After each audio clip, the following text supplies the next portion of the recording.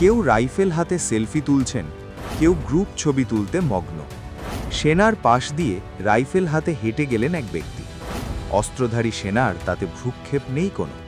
হাতে থাকা রাইফেলগুলি কিন্তু খেলনা নয়, সবকটাই আসল ও অত্যাধুনিক। এই ছবি বাংলাদেশের জুলাই আন্দোলনের পরবর্তী সময়ের। জুলাই আন্দোলনের নামে দেশের সাধারণ মানুষকে হত্যার সঙ্গে পুলিশ খুনে অভিযুক্ত এরাই। অন্তর্বর্তী সরকার এদের শাস্তি দেওয়া তো দূর, বরং অধ্যাদেশ জারি করে সকল দায় থেকে মুক্তি দিয়েছে। গোটা দেশ জুড়ে যে কি ভয়ঙ্কর নৈরাজ্য সৃষ্টি হয়েছিল, এটা তারই এক টুকরো ছবি। গত ১.৫ বছরে বাংলাদেশের পুলিশের অবস্থা ছিল অসহায় নির্বোধ বালকের মতো। গণ অভ্যুত্থানের পর ২০২৪-এর ২০শে জুলাই থেকে ১৪ই অগস্ট পর্যন্ত ব্যাপক পুলিশ নিধন চলেছে দেশে। ৫ই অগস্ট সবচেয়ে বেশি পুলিশ হত্যা হয়েছে, সংখ্যাটা ২৫।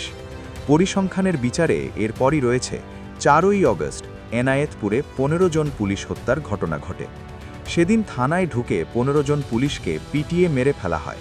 মৃত পুলিশের দেহ ফেলে দেওয়া হয় পুকুরে অথবা ঝুলিয়ে দেওয়া হয় গাছে। পুলিশ সদর দপ্তর জানিয়েছে নিহত পুলিশের মোট সংখ্যা ৪৪। পুলিশের একাংশ মনে করেন পুলিশ হেডকোয়ার্টারে দেওয়া এই তথ্য হাস্যকর। জুলাই অগস্ট আন্দোলনে অন্তত ৩ থেকে ৩.৫ হাজার পুলিশ গুম ও হত্যার শিকার হয়েছে। পুলিশ হেডকোয়ার্টারের তথ্য অনুযায়ী দেশের ৬৩৯টি থানার মধ্যে ৪৫০ ও ৪৬০টি থানায় হামলা ঘটে। ঢাকা মহানগরের ১৩টি থানা ক্ষতিগ্রস্ত হয়। পুলিশের কর্তাব্যক্তিরা অন্তর্বর্তী সরকারের কাছে পুলিশ হত্যার তদন্তের আবেদন করেছিল। কথা কানে তোলেনি ইউনূস সরকার। এদিকে হতাশা ও ক্ষোভে ডুবেছে পুলিশ বাহিনী। পুলিশ হত্যার পাশাপাশি ব্যাপক হারে লুট হয়েছে অত্যাধুনিক অস্ত্র। ইউনূস আমলের শেষ সময় পর্যন্ত যার অধিকাংশই উদ্ধার করা সম্ভব হয়নি। বৈষম্য বিরোধী ছাত্র জনতার অভ্যুত্থানের দিন ৫ই অগস্ট দায়িত্বরত স্পেশাল সিকিউরিটি ফোর্সের সদস্যরা ভল্টে অস্ত্র জমা রেখে গণভবন ছেড়ে চলে যান। পরে অভ্যুত্থানকারীরা গণভবনে ঢুকে ভল্টে রাখা এসএসএফের ৩২টি অত্যাধুনিক অস্ত্র লুট করেন। এর মধ্যে অত্যাধুনিক assault rifle, sniper rifle, SMG T56 সহ অত্যাধুনিক সব আগ্নেয়াস্ত্র রয়েছে। গোয়েন্দাদের ধারণা লুট হওয়া ওই অস্ত্রগুলো হাত বদল হয়ে রাজধানীর বিভিন্ন এলাকার সন্ত্রাসীদের হাতে চলে গেছে। পুলিশ সদর দপ্তরের তথ্য অনুযায়ী ওই সময় পুলিশ বিভিন্ন থানা, কারাগার ও বিভিন্ন প্রতিষ্ঠান থেকে ৫,৮২৯টি অস্ত্র এবং ৬,০৬,৭৪২টি গুলি লুট হয়। আগ্নেয়াস্ত্র লুট দেশে সাধারণ মানুষের জন্য নিরাপত্তার ঝুঁকি বাড়িয়ে তুলেছে। ২০২৪-এর ২০শে জুলাই নরসিংদী জেলা কারাগারে হামলা চালিয়ে ভাঙচুর ও অগ্নিসংযোগ করে ৯ জঙ্গিকে ছিনিয়ে নিয়ে যাওয়া হয়। ওই সময় কারাগার থেকে বেশ কিছু অস্ত্র লুট হয়। অপরাধীদের খুঁজে বের করার থেকে অন্তর্বর্তী সরকারের মন ছিল তাদের ছেড়ে দেওয়ায়। বাংলাদেশের বিভিন্ন কারাগার থেকে মুক্তি দেওয়া হচ্ছে শীর্ষ অপরাধী এবং সন্ত্রাসবাদের সঙ্গে যুক্ত থাকার অভিযোগে ধৃতদের। বাংলাদেশে ছাত্র আন্দোলন চলার সময়ে অন্তত ১৭টি কারাগারে বিদ্রোহের ঘটনা ঘটেছিল।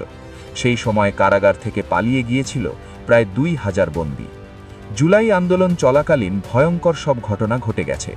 ২০২৪-এর ১৯শে জুলাই এক নিরস্ত্র পুলিশ গিয়াসউদ্দিনকে পিটিয়ে মেরে যাত্রাবাড়ির ব্রিজ থেকে ঝুলিয়ে দেওয়া হয়। জুলাই আন্দোলনের বিবরণে এই সব কথা কোথাও উল্লেখ করা হয় না। বিবরণ পুরোটাই একতরফা, পুলিশ বিরুদ্ধে অত্যাচারের কাহিনী। নির্বাচিত সরকার গঠনের পরেও জুলাই আন্দোলনের আবেগকে উস্কে দেশে নৈরাজ্যের ধারা বহাল রাখার চেষ্টা চলছে। জুলাই আন্দোলনকারীদের একাংশ পুলিশ হত্যা তদন্তে বিমুখ। তারা এখনও দাবি করে চলেছেন পুলিশ হত্যা তদন্তের আগে জুলাই আন্দোলনকারীদের হত্যা তদন্ত হওয়া জরুরি। শুধু তাই নয়, জুলাই আন্দোলনকারীরা যারা নিরীহদের খুন করল, তারা নিজেদের দোষ ঢাকতে বিএনপির ঘাড়েই এখন দোষ ঠেলতে ব্যস্ত। জুলাই আন্দোলনকারীদের অনেকেই ভয় পাচ্ছেন তদন্ত হলে তাদের কেচ্ছা খুলবে, প্রকৃত খুনি কারা সেই ছবি উঠে আসবে। তাই জুলাই আন্দোলনের আবেগকে তারা অস্ত্র করছেন। আন্দোলনকারীদের হত্যার তদন্তের নামে পুলিশ হত্যার তদন্তকে লঘু করার চেষ্টা করছেন। পুলিশ হত্যার তদন্ত যাতে না হয়, অনবরত সেই চেষ্টাই চলেছেন জুলাই আন্দোলনকারীদের একাংশ।